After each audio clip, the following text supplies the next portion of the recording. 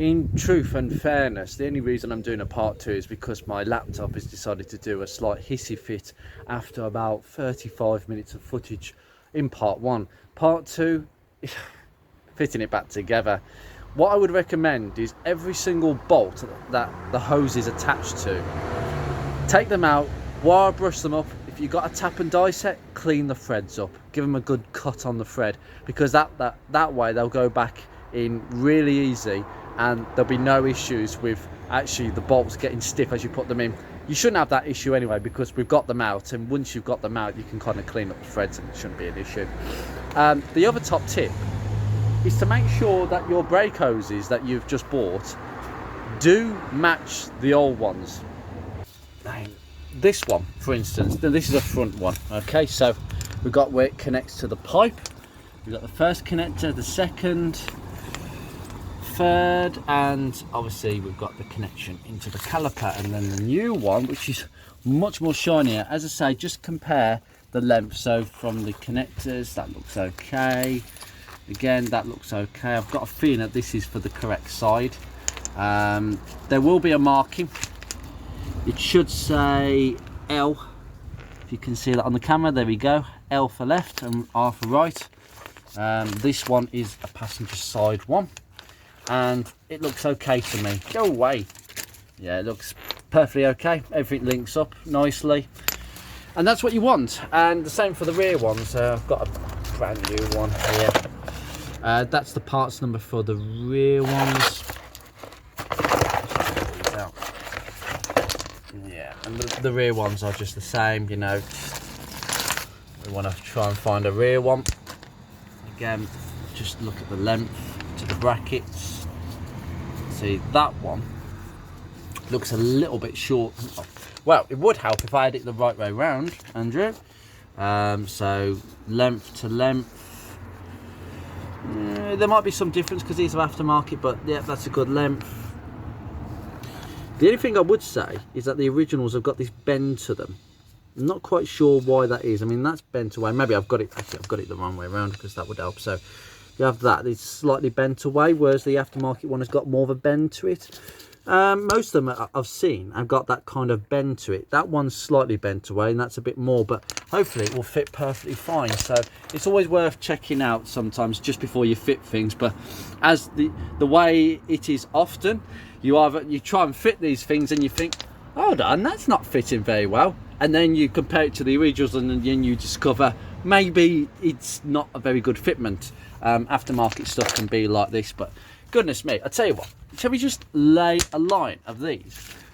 I mean, it's like a metre of it, literally a metre of hose. Now this is the thing, and this is the best preventative maintenance for me in the system, is replacing all these hoses, because that is a metre of rubber on your car, a metre of 19-year-old rubber. That is the difference between you crashing into somebody and not. Now I know that is a worst case scenario, and it barely any happens because it's a dual circuit, and if one of the circuits goes, you'll still have a pedal, but not a great one, but you'll still have braking. Because it's two circuits, it's diagonal.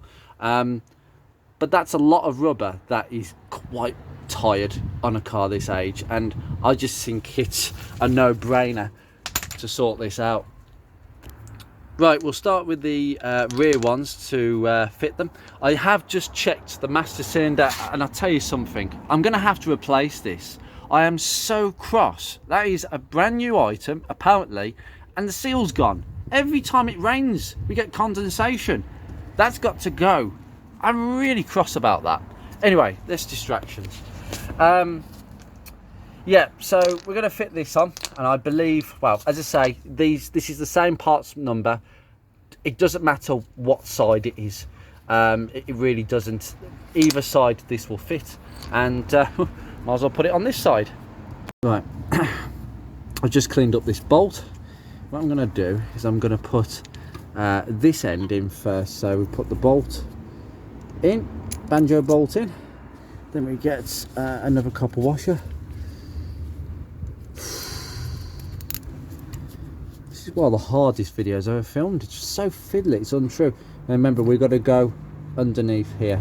Okay, so it's gonna fight me a little bit. So we've got to go under this little plastic thing here and just pop it in. If I can just get a few threads on. Just get that into the groove. Now the brake pipe, just do it up like that. Now this whole pipe has got to go through here between the shock absorber and that. Now the next bracket is this one here. Now we've got to make sure that it's not that one. Got to make sure that this, with this little groove here, sort of slots into here. So you're putting the bolt through and it's going through here at the other side. See how I've got it sitting, and you just wind the bolt in. By the way, all these 10mm bolts that we took out, and including the ones at the front, they're all the same length and diameter. Okay, they're 10mm heads and they're all the same.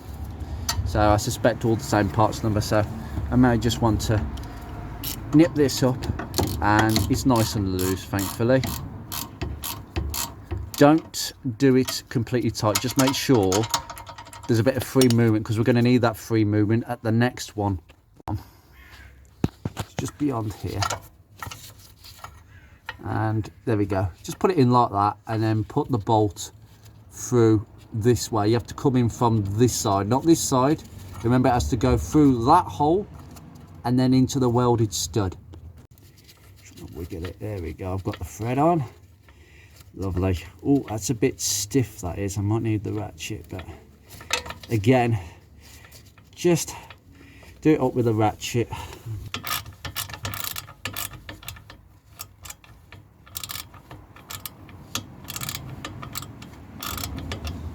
Yep. Good.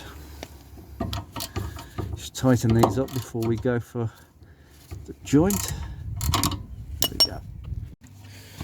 Okay, right, so now we take that off. It's going to get messy.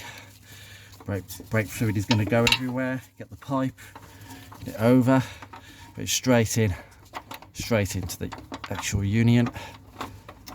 And if I just put that through, there we go. Now, there is a square cutout. There's a square cutout, just while the brake fluid is not coming out with my finger. There's a square cutout for the actual, you see this notch on the actual hose itself. Make sure it goes through at that angle, otherwise it won't go through. So pop it all the way through. What I am going to do is, I'm not going to worry too much about that. Just get the union in, just get it turned down, just to reduce this mess. There we go. It actually spins on quite nicely by hand, and then I'll force the pipe through to get the clip on. I have given the clips a bit of a brush up off camera. Nasty brake fluid. Yuck. It has cleaned a lot of the overspray of paint, which is, you got to look at the advantages. Now, what you might find is that the pipe won't turn to go through that hole. So get some nose pliers and just twist. There we go, it's come up. There we go. Right, now we need the R clip. Well, the C clip, sorry. I keep saying R clips. It's not an R clip. Remember to put the clip in that way, okay? Should be actually go on by hand. Oh, done. Well, it's actually gone on by hand. That was quite easy. Usually they need a hammer to go on. There we go. And it just goes into that notch. But once you've got that actual notch on the hose lined up with the actual notch on the bracket, it won't move. And then you go in, hold it with one hand, clip in the other, push it in, and that's all good. In fact, that's how clean it is. That's how a C clip should move. And then I would recommend just doing the union up to a point where it butts up. You'll know when this union is butted up. Yeah, it's just a bit more brake fluid coming out, and it's getting tight already. So make sure it's nice and square. I wouldn't go mad on these joins. That feels quite tight.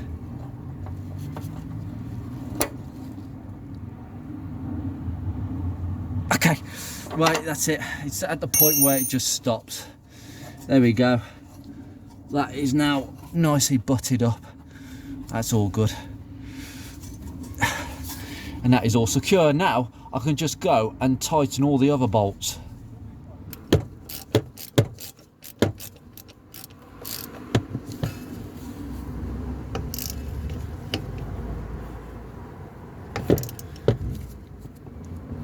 Oh, nice and stiff. It's got to be nice and tight, this. That's it. Done. I'm going to kill the thread on that. Need something longer than a 10.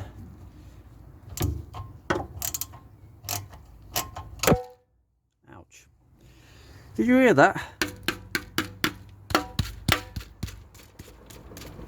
Oh, God.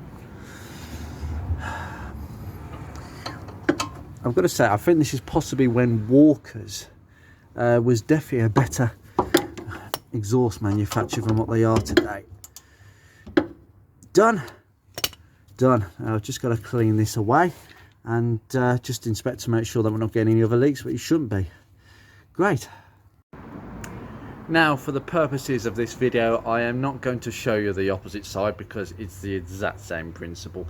I am, however, going to show you the passenger front, because the driver's side hose, it was supposed to show up today. It has not showed up. It's typical, isn't it? I'll show you the passenger side at the front.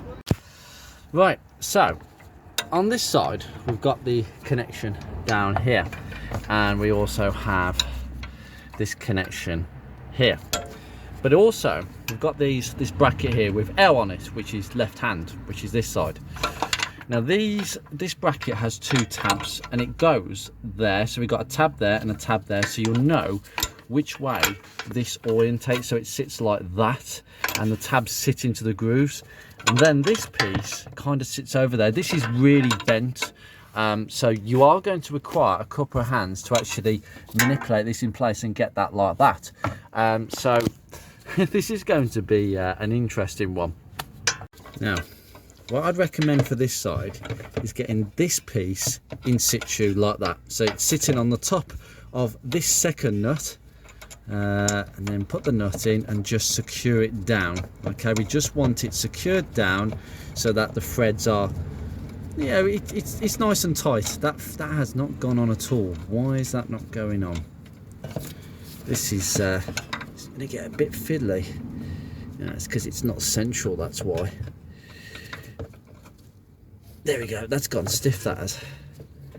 Oh, yeah, that has gone stiff. Right, now the next one is to twist this bracket, because the hose sits like this, and then you twist this bracket. If I just bring you down a little bit, as I say, you can see the tabs and they sit like that. So you now need the other bolt in situ like that. Don't worry about anything else yet. Goodness me. Right, I've got that in place now, just roughly with that one there. Okay, so that's kind of roughly in place. This bends round, and as you're looking at it, it does look weird. And if you've never done one before, it can be slightly confusing. But once these tabs line up, you know you're in, because this hose will sort of bend this way a little bit on this side, because you're going to do that, aren't you? You're going to put these two screws in, and then that one goes into the top of the caliper. Remember, for this one, okay, bring your hose round, and I say it's important to not have these tightened up so you've got a bit of slack and you've got a bit of movement. It might help you jiggle this about a bit. Remember, use your two 8mm bolts. Don't cross thread them, just get them nicely in. Okay.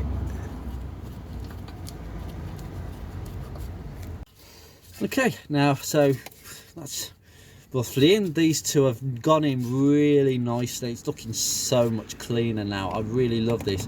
Now if you bring you down here, we just have the last connection to make. Again, it's the same as usual.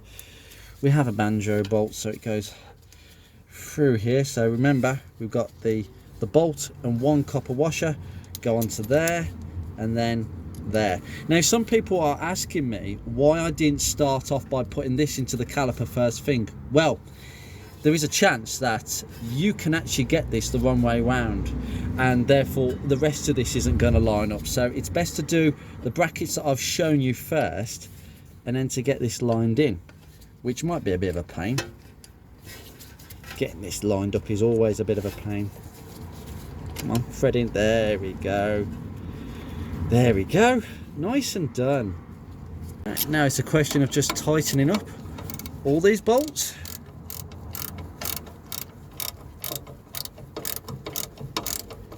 There you go, that's nice and done up, and now we just go to this one. For some reason I can get a deep 10 on this side, but on the other side the bolt is so close to the spring, I can't do this. That's nice.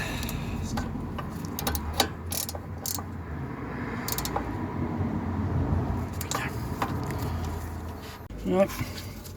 Once again, repeat performance, make sure that this flat is kind of where it should be on here. Now I'm going to have a look before I disturb this pipe. The flat is just towards me on this side, so it needs to be here. Okay, so I might have to just give it a bit of a bend actually before I do this. So the flat is in the right position, and yeah, hold on, has it quite gone through? There we go, there we go. Now that is in the right position, and actually we can take the pipe off now. Take the bung off. Come on, come on, go, go, go, go. Right, put it in. Oh, Andrew, going all over the place as usual. And just turn it up. Right, get it to turn around just a little bit. This is where it might fight you a bit. I think we're in kind of position now. Yeah. So, need to just push it through and put the clip in. Will it go? No, it won't quite go in. There we go. There we go. Done. Done. Lovely. Nice and secure now. Now we can just mop up and just tighten this up completely. Yeah, that's tight. Oh, that's tight.